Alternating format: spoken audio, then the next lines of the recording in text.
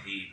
صدق اللہ العظیم۔ الصلاۃ والسلام علیک یا سیدی یا رسول اللہ وعلی آلک واصحابک یا وَهُوَ الَّذِي جَعَلَكُمْ خَلَائِفَ الْأَرْضِ، اور وہی ہے جس نے زمین میں تمہیں نائب بنایا۔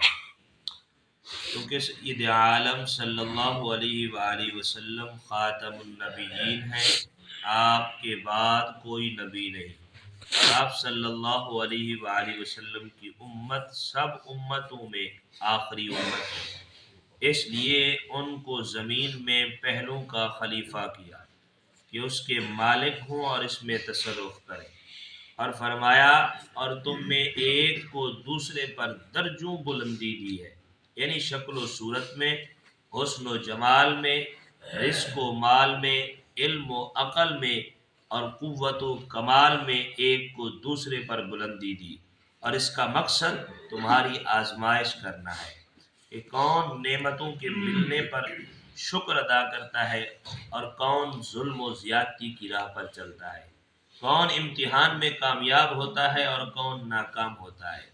قرآن کریم کی اور آیات میں بھی اس چیز کو بیان کیا گیا۔ اللہ تبارک و تعالی نے ایک مقام پہ ارشاد فرمایا احسب الناس ان یترکوا ان یقولوا آمنا وهم لا یفتنون، کیا لوگوں نے یہ سمجھ رکھا ہے کہ انہیں صرف اتنی بات پر چھوڑ دیا جائے گا کہ وہ کہتے ہیں کہ ہم ایمان لائے اور انہیں آزمایا نہیں جائے گا؟ اللہ نے ایسے نہیں بنایا کہ تمہیں بس ایسے چھوڑ دے، پر میں ایمان لائے ہو تو ایمان کے اندر آزمائش بھی ہوگی۔ اور ارشاد فرمایا وَلَنَبْلُوَنَّكُمْ بِشَيْءٍ مِّنَ الْخَوْفِ وَالْجُوعِ وَنَقْصٍ مِّنَ الْأَمْوَالِ وَالْأَنفُسِ وَالثَّمَرَاتِ، اور ہم ضرور تمہیں کچھ ڈر اور بھوک سے اور کچھ مالوں اور جانوں اور پھلوں کی کمی سے آزمائیں گے، اور صبر والوں کو خوشخبری سنا دو۔ اور مزید ارشاد فرمایا کل نفس ذائقۃ الموت ونبلوکم بالشر والخیر فتنہ والینا ترجعون، اور ہر جان موت کا مزہ چکھنے والی ہے، اور ہم برائی اور بھلائی کے ذریعے تمہیں آزماتے ہیں اور ہماری ہی طرف تم لوٹائے جاؤ۔ اور مزید ارشاد فرمایا فَإِذَا مَسَّ الْإِنسَانَ ضُرٌّ دَعَانَا، پھر جب آدمی کو کوئی تکلیف پہنچتی ہے تو ہمیں پکارتا ہے۔ ثُمَّ إِذَا خَوَّلْنَاهُ نِعْمَةً مِنَّا، پھر جب ہم اسے اپنے پاس سے کوئی نعمت عطا فرمائیں تو کہتا ہے کہ قَالَ إِنَّمَا أُوتِيتُهُ عَلَىٰ عِلْمٍ، یہ تو مجھے ایک علم کی بدولت ملی ہے۔ بل هِيَ فِتْنَةٌ، حالانکہ ایسا نہیں ہے بلکہ وہ تو ایک آزمائش ہے۔ وَلَٰكِنَّ أَكْثَرَهُمْ لَا يَعْلَمُونَ، مگر ان میں اکثر لوگ جانتے ہی نہیں۔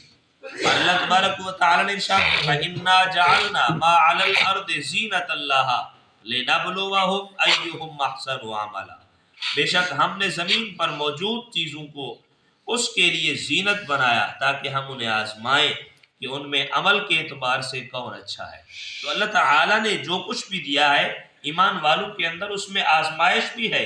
یہ نہیں ہے کہ اب انسان اپنی ہی ذات پہ فرمائے کہ یہ فخر کرنے لگ جائے یہ تو میرے علم کی بدولت ہے، یہ میرے فلاں کام کی بدولت ہے۔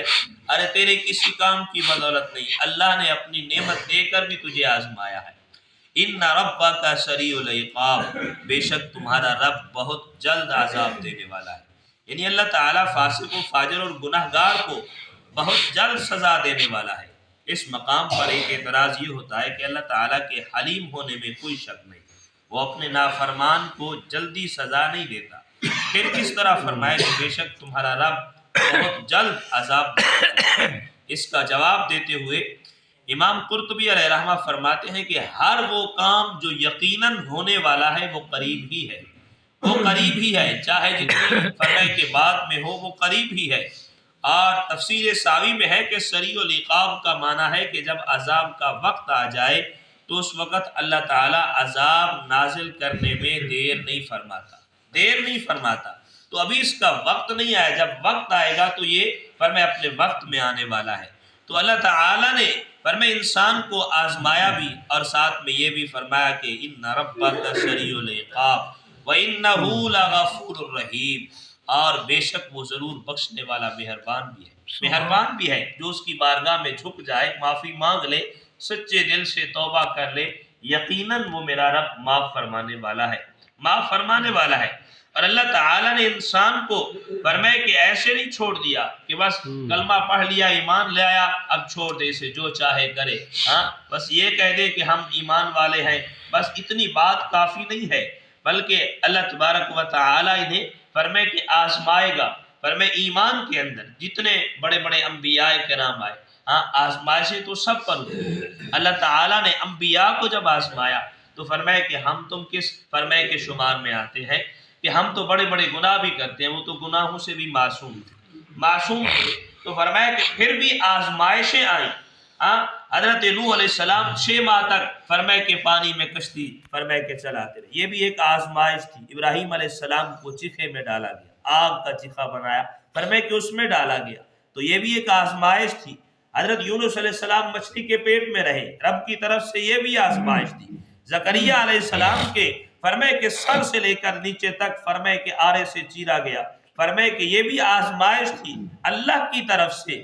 تو فرمائے یہ ساری آزمائشیں، اور سب سے بڑھ کر امام الانبیاء صلی اللہ علیہ وآلہ وسلم کی ذات اقدس طائف کی بستی میں جب کافروں نے پتھر مارے تو فرمایا محبوب علیہ السلام بھی دعا کر سکتے تھے، اللہ یہ کتنے بدبخت ہیں، انہیں ذلیل و رسوا کر انہیں ختم کر دے۔ جبرائیل بھی آئے، میکائیل بھی آئے، فرمائے کہ میرے کریم آقا صلی اللہ علیہ وسلم نے فرمایا میں تمام کائنات کے لیے رحمت بن سبحان اللہ، رحمت بن کے آیا۔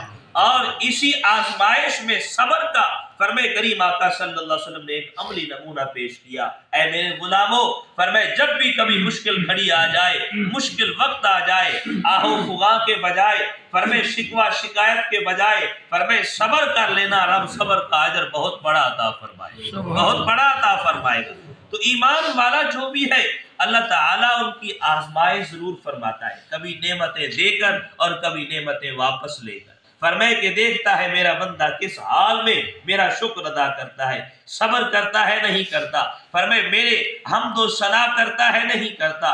اللہ تعالی ہر صورت میں فرمائے کہ بندے پر آزمائے، فرمائے کہ آج کسی کے پاس فرمائے دولت آ جائے، وہ سمجھتا ہے یہ میری محنت کا صلہ ہے، میری محنت کا صلہ ہے۔ ارے تیری محنت اپنی جگہ ہے، کیا مزدور سے بڑی تو نے محنت کی ہے جو صبح سے لے کر شام تک فرمائے کہ مزدوری کرتا ہے، اور فرمائے شام کو جا کر اسے تھوڑی سی مزدوری ملتی ہے، اور تو اپنے دفتروں میں بیٹھ کر یہ سوچتا ہے یہ میری محنت کا صلہ ہے۔ فرمائے کہ یہ رب کا فضل ہے، اس نے عطا فرمایا ہے، یہ اس کی نعمت ہے، بجائے اپنی فرمائے کہ علم پہ اپنی محنت پہ ناز کرنے کے فرمائے کہ اس کا شکر ادا کر، وہ مزید عطا فرمائے۔ لَإِن شَكَرْتُمْ لَأَزِيدَنَّكُمْ، فرمائے تم جتنا زیادہ شکر ادا کرو گے میں اتنا زیادہ عطا کروں گا۔ تو اللہ تعالیٰ فرمائے کہ انسان کو یہ عطا فرماتا ہے اپنے فضل سے، تو انسان کو بھی رب کے فضل کا شکر ادا کرنا چاہیے، اللہ کی بارگاہ میں فرمائے کہ صبر اور شکر کے ساتھ فرمائے کہ کام لینا چاہیے۔ تو یہی صبر اور شکر ہے جو انسان کو ایسے مقام پر پہنچا دیتا ہے فرمائے کہ جو انسان عبادت اور ریاضت کے ذریعے حاصل نہیں کر سکتا۔ اللہ تعالی ہم سب کو قرآنی تعلیمات کو صحیح معنی سمجھ کے عمل کی توفیق عطا فرمائے۔